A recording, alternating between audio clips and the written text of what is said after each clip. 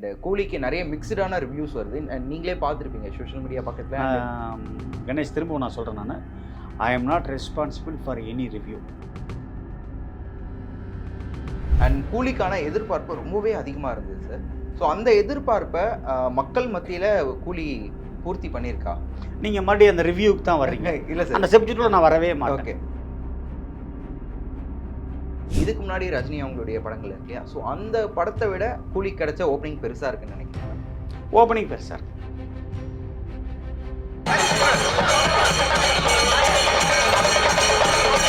So A certificate கொடுத்ததுனால குடும்பங்கள் வராங்க, பட் அவங்களுடைய குழந்தைகள் வராதனால அதில் ஏதாவது கலெக்ஷன் கம்மியாக ஒரு 15% கலெக்ஷன் கம்மி தான் சார்.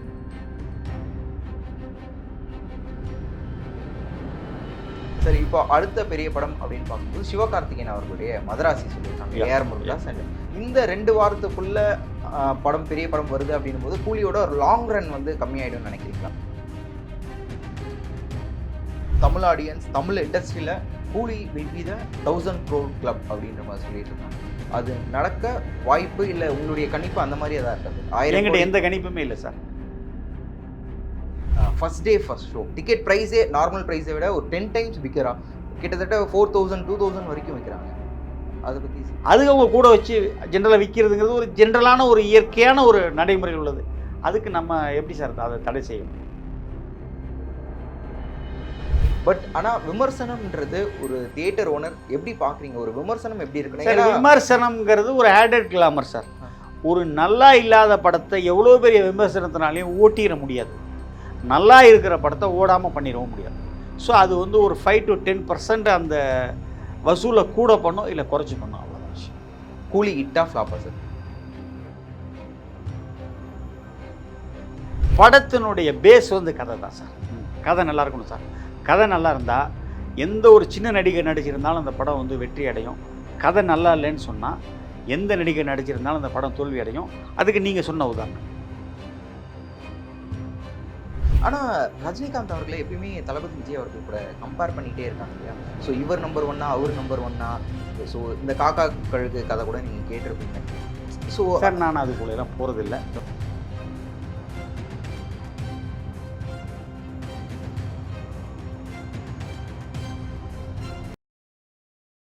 வணக்கம் சார். வணக்கம். எப்படி இருக்கீங்க சார்? நல்லா இருக்கேம்மா. சார், கூலி ரிலீஸ் ஆகிடுச்சு. ஸோ வீக்கெண்டும் முடிஞ்சிருச்சு. இப்போது திங்கக்கிழமை ஆரம்பிச்சிருச்சு.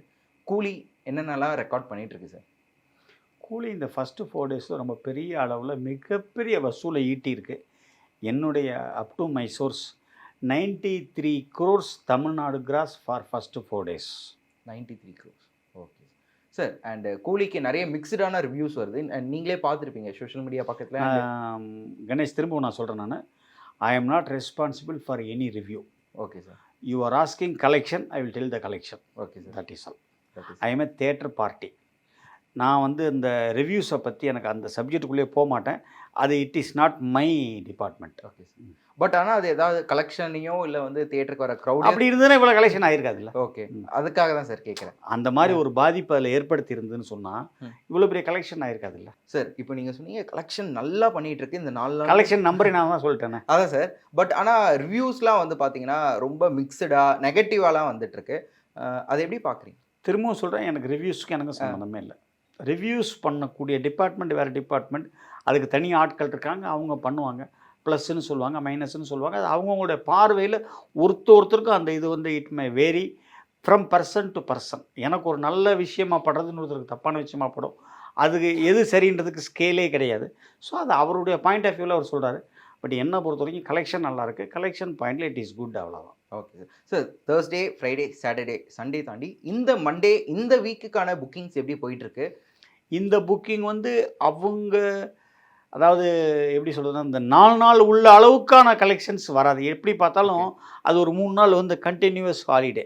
ஓகே. வியாழக்கிழமை வந்து ஓப்பனிங் டே. ஆப்வியஸ்லி அது ஒரு வசூல் பெரும்பாலும் இருக்க தான் செய்யும். இந்த 3 நாளுக்கு அப்புறம் இன்றைக்கி வந்து ஃபஸ்ட்டு ஒர்க்கிங் டேங்கிறனால இன்றைக்கி டிராஸ்டிக்காக குறையத்தான் செய்யும். It is quite natural. என்னுடைய 35 வருஷத்தோட சினிமா வாழ்க்கையில் மண்டே அன்றைக்கி கலெக்ஷன் குறையத்தான் செய்யும். மண்டே அன்றைக்கி எந்த படமும் ஒரு அபரிமிதமான கலெக்ஷன் ஏற்றி கொடுத்துறாது. இன்றைக்கி 4 ஷோ, நாளைக்கு மார்னிங் ஷோ, மேட்னி, செவ்வாய்க்கிழமை பார்த்துட்டு தான் ஃபர்தராக செகண்ட் வீக் என்ன பண்ணும், தேர்ட் வீக் என்ன பண்ணணும்னு என்னால் கெஸ் பண்ணி சொல்ல முடியும்.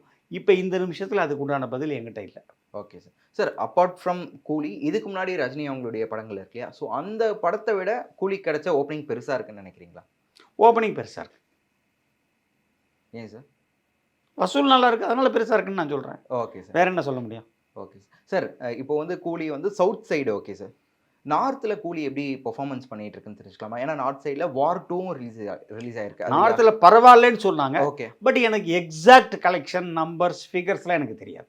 நார்த்தில் ஆனால் ஆனால் எப்பவுமே போய் சொல்கிறது விரும்புறது கிடையாது. ஓகே. ஆனால் பரவாயில்லன்னு ஒரு general report. Okay sir. And கூலிக்கான எதிர்பார்ப்பு ரொம்பவே அதிகமாக இருந்தது சார். ஸோ அந்த எதிர்பார்ப்பை மக்கள் மத்தியில் கூலி பூர்த்தி பண்ணியிருக்கா? நீங்கள் மறுபடியும் அந்த ரிவ்யூக்கு தான் வர்றீங்க. இல்லை சார், அந்த சப்ஜெக்டில் நான் வரவே மாட்டேன். ஓகே. ஏன்னா கலெக்ஷன் நல்லா இருக்கு. கலெக்ஷன் நல்லா இருக்கு. Okay sir. அண்ட் இது வரைக்கும் வந்து பார்த்தீங்கன்னா ஹையஸ்ட் கலெக்ஷன் அப்படின்னு பார்க்கும்போது ஜெயிலர் தான் 651 crores ப்ளஸ் வந்து சொல்லியிருக்காங்க. ஸோ அந்த ரெக்கார்டை கூலி பிரேக் பண்ணணும்னு நினைக்கிறீங்களா? அதெல்லாம் நான் எனக்கு நாளைக்கு தான் சொல்ல முடியும்.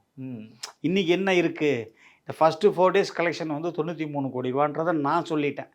இது தமிழ்நாடு.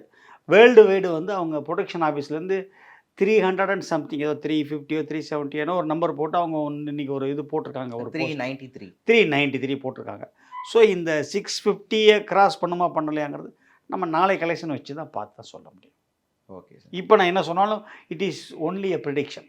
அண்ட் சார் இப்போது ரஜினி சார் மாதிரி ஒரு ஆக்டர் வந்து இந்த மாதிரி ஒரு படம் அண்ட் படத்துக்கும் ஏ சர்டிஃபிகேட் ரொம்ப வருஷம் கழிச்சுன்னு நினைக்கிறேன். ஸோ ஏ சர்டிஃபிகேட் கொடுத்ததுனால குடும்பங்கள் வராங்க, பட் அவங்களுடைய குழந்தைகள் வராதனால அதில் ஏதாவது கலெக்ஷன் கம்மியாக ஒரு 15% கலெக்ஷன் கம்மி தான் sir. 15%. Okay sir. Sir apart from city, Chengalpattu, north Arcot, south Arcot அந்த சைட்லலாம் என்ன மாதிரியான கலெக்ஷன் போயிட்டு இருக்கு? அண்ட் ரஜினி சாருக்கு என்ன மாதிரியான ஓப்பனிங்ஸ்? எல்லா ஊர்லேயும் ஒரே மாதிரியான கலெக்ஷன் தான். சினிமாங்கிறது எப்படின்னு கேட்டிங்கன்னா, திருத்தணியில் என்ன கலெக்ஷனோ the same will reflect in Kanyakumari also. ஒரே மாதிரி தான் இருக்கும். இங்கே கூட அங்கே குறைச்செல்லாம் சொல்ல முடியாது. ஒரே மாதிரி ரிப்போர்ட், ஒரே மாதிரி கலெக்ஷன் எல்லாம் ஒரே மாதிரி தான் வரும். Okay sir. சார் அண்ட் கூலி கூட வார் 2ம் ரிலீஸ் ஆயிருந்தது. வார் 2ல் தமிழ்நாடுக்கு என்ன மாதிரியான ஓப்பனிங்ஸ் கிடைச்சது? ஓப்பனிங் சுமாராக தான் இருந்தது, வசூலும் சுமாராக தான் இருக்குது. படம் ஆனால் நல்லபடியாக போயிட்டு இருக்கா எப்படி சார்? சுமாராக தான் இருக்குன்னு சொல்லிட்டேன். அப்புறம் எப்படி நல்லபடியாக போயிட்டு இருக்கேன் எப்படி? Okay sir. And last week வந்து பார்த்தீங்கன்னா மகாவதார் நரசிம்மா படமும் ரிலீஸ் ஆயிருந்தது. கிட்டத்தட்ட 239 crores ப்ளஸ் வந்து கிராஸ் ஆயிருந்தது. இன்னும் நரசிம்மா ரன் ஆகிட்டு இருக்கா, இல்லை கூலினால அந்த படத்துக்கு ஏதாவது பாதிப்பு வந்திருக்காது? அது ஏற்கனவே ஓடிட்டு இருந்தால் மால்ஸ் அண்ட் மல்டிப்ளெக்ஸஸில் அப்படியே கண்டினியூ பண்ணி ஓடிட்டு இருக்கு. பட் ஆனால் லோக்கல் தியேட்டர்ஸ் அந்த மாதிரி சிங்கிள் ஸ்க்ரீன்ஸ்க்கு அதுக்கு ஆரம்பத்துலையும் கிடைக்கல, இப்போவும் கிடைக்காது, நாளைக்கும் கிடைக்காது அதுக்கு. ஓகே. சரி, இப்போ அடுத்த பெரிய படம் அப்படின்னு பார்க்கும்போது சிவகார்த்திகேயன் அவர்களுடைய மதராசி சொல்லியிருக்காங்க ஏஆர் முருகதாஸ். அண்ட் இப்போ இன்னும் ஒரு 10 நாளில் வந்து பார்த்தீங்கன்னா மதராசி வருது அப்படின்னும் போது செப்டம்பர் 5 அதான் சார். இன்னும் அப்படி இப்படின்னு ஒரு 10 நாள் இருக்குது, 10-15 நாள் இருக்குது. இந்த 2 வாரத்துக்குள்ள பெரிய படம் வருது அப்படின்னும் போது கூலியோட ஒரு லாங் ரன் வந்து கம்மியாயிடும்னு நினைக்கிறீங்களா? கூலி என்னைக்கு release? August 14th sir. 14th. August 14க்கும் செப்டம்பர் 5க்கு இடையில எவ்வளோ டேட் இருக்கு? எவ்வளோ நாள் இருக்கு? 21 21 நாளுங்கிறது 3 வாரம். 3 வாரம் ஒரு படம் பெருசாக ஓடிடுச்சுனாலே மிகப்பெரிய அளவுக்கு நம்பர் வந்துடும். என்ன நம்பர்ஸ் ஏதாவது அப்ராக்சிமேட்டாக இவ்வளோ நம்பர்? அப்ராக்சிமேட்டாக என்னால் சொல்ல முடியாது சார், கண்டிப்பாக சொல்ல முடியாது. இன்னொரு 4 நாள் கழிச்சு கேளுங்க, இல்லை அடுத்த மண்டே கேளுங்க. நான் அன்றைக்கி டேட் வரைக்கும் உள்ள நம்பர் சொல்கிறேன். நான் தெரியாத நம்பரை நான் சொல்ல முடியாதுல்ல. இப்படி வரும், அப்படி வந்துடும் அப்படின்ற ஒரு ஹேஷியம், தட் இஸ் ப்ரெடிக்ஷன் என்னால் சொல்ல முடியாது சார். Okay sir. ஆனால் தமிழ் ஆடியன்ஸ், தமிழ் இண்டஸ்ட்ரியில் கூலி will be the 1000 crore club அப்படின்ற மாதிரி சொல்லிட்டு இருந்தாங்க. அது நடக்க வாய்ப்பு இல்லை? உங்களுடைய கணிப்பு அந்த மாதிரி எதாவது இருக்கா சார்? என்கிட்ட எந்த கணிப்புமே இல்லை சார். அது வந்துருச்சுன்னா வந்துருச்சுன்னு சொல்லுவேன், வரலன்னா வரலன்னு சொல்லுவேன் சார். அண்ட் பொதுவாக இந்த மாதிரி பெரிய ஸ்டார்ஸோட படங்கள் ரிலீஸ் ஆகும்போது ஃபர்ஸ்ட் டே ஃபர்ஸ்ட் ஷோ அதுக்கான டிக்கெட் ப்ரைஸுன்றது வந்து பார்த்தீங்கன்னா ஆன்லைனில் ஒன்றா இருக்குது, பட் ஆன்லைனில் டிக்கெட் கிடைக்கிறது கஷ்டமாக இருக்குது. பட் இந்த பிளாக்ல அதுக்கப்புறம் வந்து பார்த்தீங்கன்னா டிக்கெட் ப்ரைஸே நார்மல் ப்ரைஸை விட ஒரு 10 times விற்கிறா. கிட்டத்தட்ட 4000 2000 வரைக்கும் விற்கிறாங்க. அதை பற்றி சார் யார் சார் விற்கிறாங்க? இல்லை, ஆனால் நியூஸ் அதெல்லாம் கிடைக்கும். யார் விற்கிறாங்க அதுதான் சார், இன்னும் அதை பற்றி கரெக்டாக யாருன்னு தெரியல. அதை கண்டுபிடிச்சு சொல்லுங்கள். ஓகே. தியேட்டர் ஓனர் விற்கிறாரான்னு சொல்லுங்கள். கண்டிப்பாக எந்த தியேட்டர் ஓனர் விற்க மாட்டாங்க சார். 2 ஆப்ஷன் இருக்குது சார். இப்போ நம்ம ஆன்லைனில் புக்கிங் ஓப்பன் பண்ணி போட்டுறோம் புக் மை ஷோலன்னு சொன்னால், ஒருத்தர் வந்து ஒரு 10 டிக்கெட் புக் பண்ணுறார். அவருடைய ஓன் யூஸ்க்கு 2 டிக்கெட் வச்சுட்டு பைக் 8 டிக்கெட் ஒரு எந்த வேலைக்கு வேணாலும் விற்பார். அதை நம்ம போய் தேடி பிடிச்சி கண்டுபிடிச்சி நம்ம அவரை ஒன்றுமே பண்ணவே முடியாது. இன்னொன்று, சில நேரங்களில் ஃபேன்ஸ் ஷோன்னு ஒன்று உண்டு. ரசிகர்களுக்கு ஒரு குறிப்பிட்ட டிக்கெட் நம்ம கொடுக்குறோம். அது நம்ம ஆக்சுவலாக என்ன கவர்மெண்ட் ரேட்டோ அது கொடுக்குறோம். அது அவங்க கூட வச்சு ஜென்ரலாக விற்கிறதுங்கிறது ஒரு ஜென்ரலான ஒரு இயற்கையான ஒரு நடைமுறையில் உள்ளது. அதுக்கு நம்ம எப்படி சார் அதை தடை செய்ய முடியும்? Okay sir. அண்ட் இப்போ கூட ரீசெண்டாக ஒரு நியூஸ் வந்தது சார். ஒரு பிரபலமான மல்டிப்ளெக்ஸ் தியேட்டரில் ஒரே ஒரு டிக்கெட்டை 51 பேருக்கு விட்டுருக்கு. ஆன்லைனில் புக் பண்ண ஒரு டிக்கெட்டை 51 பேருக்கு விற்றுருக்காங்களாம் ஒரு டிக்கெட். எப்படி சார் விற்க முடியும்? அதுதான் தெரியல சார். ஆனால் அந்த கேஸ் வந்து ஃபைல் ஆயிருக்கு. சரி, எப்படி விற்க முடியும்? FDFSல அப்படி ஒரு சட்டப்படி தவறு செய்திருந்தால் அந்த யாராக இருந்தாலும் எந்த மல்டிப்ளெக்ஸாக இருந்தாலும் அவங்க மேலே அரசாங்கமோ இல்லை மற்ற காவல்துறை நடவடிக்கை எடுக்கும்போது அதை ஒன்றுமே செய்ய முடியாது சார். அண்ட் ரிவ்யூஸ்க்குள்ளே நீங்கள் வர விரும்பல, அதை பற்றி எல்லாமே சொல்லிட்டீங்க. பட் ஆனால் விமர்சனம்ன்றது ஒரு தியேட்டர் ஓனர் எப்படி பார்க்குறீங்க? ஒரு விமர்சனம் எப்படி இருக்குன்னு சார், விமர்சனம்ங்கிறது ஒரு ஆடட் கிளாமர் சார். ஒரு நல்லா இல்லாத படத்தை எவ்வளோ பெரிய விமர்சனத்தினாலையும் ஓட்டிட முடியாது. நல்லா இருக்கிற படத்தை ஓடாமல் பண்ணிடவும் முடியாது. ஸோ அது வந்து ஒரு 5 to 10% அந்த வசூலை கூட பண்ணும் இல்லை குறைச்சி பண்ணும், அவ்வளோதான் விஷயம். கூலி ஹிட்டா ஃப்ளாப்பா சார்? அது தயாரிப்பாளரை கேட்க வேண்டிய கேள்வி. Okay sir. As a theatre ஓனராக உங்களுக்கு அதை பற்றி ப்ராஃபிட்டபிள் பிஸ்னஸ் சார். விமர்சனம் அதை விட்டுருங்க சார். இப்போது ஒரு படம் நல்லா இருக்குது, நல்லா இல்லை, அதுதான் விமர்சனம். பட் அதை தாண்டி ஒரு படம் வந்து பார்த்தீங்கன்னா அவங்களுக்கு பிடிக்கல, இல்லை அவங்க எதிர்பார்த்த மாதிரி அந்த படம் இல்லை அப்படின்னும் போது படத்தில் வேலை செஞ்ச ஒரு டெக்னீஷியனை இல்லை ஒரு ஆக்டரை இவங்க ரிட்டையர் ஆகிடலாம், இல்லை எதுக்காக இது பண்ணாங்க. உதாரணத்துக்கு கூலி படத்தில் காட்டியிருந்த ஒரு சேரை கைலாங்கடை சேருன்னு சொன்னதான் ஆர்ட் டைரக்டரே வந்து வருத்தப்பட்டார். ஸோ இந்த மாதிரி பாடி ஷேமிங்கோ இல்லை பர்சனல் அட்டாக்ஸோ இருக்குது. எக்ஸாம்பிள் வந்து பார்த்தீங்கன்னா ப்ளூ சட்டை மாறன் உங்களுக்கு தெரிஞ்சிருக்கும், இட்டிஸ் பிரசாந்த் உங்களுக்கு தெரிஞ்சிருக்கும். இவங்களே வந்து இந்த மாதிரியான ஒரு வார்த்தைகளை வந்து விடும்போது அது என்னவா இருக்கும்னு நினைக்கிறீங்க? அது வந்து பார்த்தீங்கன்னா சார், அது தவிர்க்கப்பட வேண்டிய ஒன்று, ஃபஸ்ட் பாயிண்ட்டு. ரெண்டாவது பாயிண்ட்டு, இதை வந்து தயாரிப்பாளர் சங்கம் தான் அதை எப்படி தடுக்கிறதுன்றதுக்கு உண்டான எல்லா செக்டாரையும் கூப்பிட்டு ஒரு மீட்டிங் மாதிரி அரேஞ்ச் பண்ணி இந்த மாதிரி ஒரு, அதாவது பர்சனலாக எந்த விதமான யாரையும் வந்து ஒரு இகழ்ந்து பேசக்கூடாது. படம் நல்லா இருக்குது நல்லா இல்லைன்னு சொல்கிறதுக்கு 100 ரூபா கொடுத்து டிக்கெட் வாங்கினா எல்லாருக்குமே உரிமை உண்டு. அது இட்ஸ் பிரசாந்தாக இருந்தாலும் நம்ம நண்பர் ப்ளூ ஷர்ட் மாறனா இருந்தாலும் படத்தை பற்றி விமர்சிக்கிறதுக்கு அவங்க உரிமை உண்டு. படத்தில் உள்ள ஆர்டிஸ்ட் அண்ட் டெக்னீஷியன்ஸை பற்றி தனிப்பட்ட முறையில் இப்போ நீங்கள் நீதிமன்றத்தில் எடுத்து பார்த்தீங்கன்னா நீதிமன்றத்தினுடைய தீர்ப்பை பற்றி யார் வேணாலும் விமர்சிக்கலாம். பட் நீதிபதியை பற்றி விமர்சிக்கக்கூடாது. இதுதான் நம்ம சட்டத்திலே உள்ளது. அதே தான் சினிமாவுக்கும் பொருந்தும். அப்படி இருக்கும்பொழுது இது நல்லா இல்லை, ஒரு ஹோட்டலில் போய் சாப்பிட்றோம், சாப்பாடு நல்லா இருக்குன்னு சொல்கிறதுக்கு ஒருத்தருக்கு உரிமை இருக்குது, நல்லா இல்லைன்னு சொல்கிறதுக்கு ஒருத்தர் உரிமை இருக்குது. ஆனால் சாப்பாடு நல்லா இருக்குன்னு சொல்லு, நல்லா இல்லைன்னு சொல்லு. பட் இந்த ஹோட்டல் ஓனரை பற்றியோ ஹோட்டல் ஓனருடைய ஃபேமிலியை பற்றியோ நீ பேசக்கூடாது. அது யாருக்கு எந்த ரைட்ஸும் கிடையாது. இதுதான் நம்ம கான்ஸ்டியூஷன்லேயே சொல்லுது. ஆர்டிகல் 14 என்ன சொல்லுது? ஃப்ரீடம் ஆஃப் இது. அந்த ஃப்ரீடமை வந்து என்னுடைய மூக்கு நுனி அடுத்தவருடைய இன்னொருத்தர் மேலே டச் பண்ணாத வரைக்கும் அது சுதந்திரம். இதுதான் இயற்கை. அதனால் தனிப்பட்ட விமர்சனங்களை எல்லாரும் தவிர்க்கணும்னு என்னுடைய ஒரு தனிப்பட்ட வேண்டுகோள். இவர் அவருன்னு சொல்லலை, நெகட்டிவாக சொன்னாலே அது நிறைய விமர்சனங்கள் ஓடுதுன்னு சில பேர் நினைக்கிறாங்க. அது எனக்கு ஒரு பெரிய சரியாக படலை. விமர்சனங்கள் பண்ணலாம், அந்த விமர்சனங்களுக்கு எல்லாத்துக்கும் ஒரு லிமிட் வச்சுட்டு பண்ணுறது நல்லது. Okay sir. அதே மாதிரி தயாரிப்பாளர்களும் சரி, தியேட்டர் ஓனர்ஸும் சரி, நிறைய நடிகர்களும் சரி, முதல் நாள் முதல் காட்சி பைட் எடுக்க வராங்க இல்லையா பீப்புள், அதுவே வந்து தவிர்க்கணும். ஒரு 3 நாள் கழிச்சு பண்ணுங்க, ஒரு வாரம் விடுங்களேன். ஏன் முதல் நாள் முதல் காட்சிலேயே அதை பண்ணணும் அப்படின்ற மாதிரி ஒரு கேள்வி எல்லாருமே கேட்டுட்டு இருக்காங்க. அது ஏன் சார் இன்னும் நடைமுறைக்கு? சார், நான் ரொம்ப நாளாக சொல்லிகிட்டு இருக்கோங்க, அதை யார் கேட்குறா? யாரும் கேட்க மாட்டேங்கிறாங்க. இப்போ நீங்கள் ஒரு விஷயம், இப்போ தேட்ரு அந்த காம்பவுண்டுக்குள்ளே வந்து அந்த அவங்க மைக்கை வச்சுட்டு கேட்குறாங்க இல்லையா, அதை அவங்க எங்களால் தடுக்க முடியும். யாரும் காம்பவுண்டுக்குள்ளே வரக்கூடாதுன்னு சொல்லிட்டு எங்களோட செக்யூரிட்டி வச்சு வெளியில் நாங்கள் அவங்கள அனுப்பிச்சிட முடியும். தேட்டர் காம்பவுண்டு கேட்டுக்கு வெளியில் நின்று அவங்க கேட்டாங்கன்னு வச்சுக்கோங்களேன், அது பப்ளிக் ரோடு, நம்ம அவங்கள எந்த விதத்தில் தடுக்க முடியும் சார்? சொல்லுங்கள். வெளியே பண்ண முடியாதுன்ற சார். ஆனால் இந்த மாதிரியான விஷயங்களால் ஒரு படத்தை இல்லை அந்த படத்தோட ஏற்கனவே நான் சொல்லிட்டீங்க சார். நல்ல படம் இந்த மாதிரி விமர்சனத்தினால ஒரு படத்தை, நல்ல படத்தை கில் பண்ணிடவும் முடியாது, நல்லா இல்லாத படத்தை சக்ஸஸ் பண்ணிடவும் முடியாது. ரஜினிகாந்த் சாரோட 50th இயர் இது சினிமாவில். ஸோ இன்னும் அவருடைய ஃபேன்ஸ் நிறைய பேர் வந்து சோஷியல் மீடியாவில் இல்லை, அவங்க எல்லாருமே கொண்டாரு. அதை தாண்டி ஜென்சி கிட்ஸ், 2K கிட்ஸ், அவங்க எப்படி ரஜினி சாரை பார்த்துட்டு இருக்காங்க ஸ்க்ரீனில்? அவரை கண்டிப்பாக அவங்க என்ஜாய் பண்ணுறாங்க சார். அந்த அவருடைய ஸ்டைல், அவருடைய மேனரிசம், அதெல்லாம் கண்டிப்பாக என்ஜாய் பண்ணுறாங்க. அப்படிலாம் என்ஜாய் பண்ணோன்னா இவர் இப்படி நம்பர் கலெக்ஷன் வந்திருக்காரு சார். ரெண்டாவது, ஒரு மனிதர் வந்து ஒரு 50 வருஷமாக சினிமா ஃபீல்டில் இருக்கிறதே ஒரு மிகப்பெரிய விஷயம். அதில் ஒரு ரொம்ப லாங் பீரியடுக்கு அவர் சூப்பர் ஸ்டாராகவே இருக்கிறாரு, அவர் பெரிய விஷயம் சார்.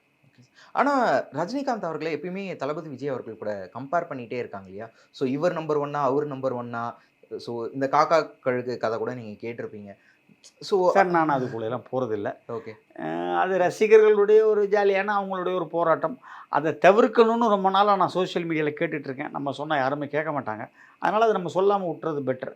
அதுக்காக ஏன் அவங்க இவ்வளவு ஒரு சமயத்தில் தரம் தாழ்ந்து கூட போய் ஒருத்தர் விமர்சிக்கிறாங்க? அதெல்லாம் வேண்டான்னு என்னுடைய அபிப்பிராயம்.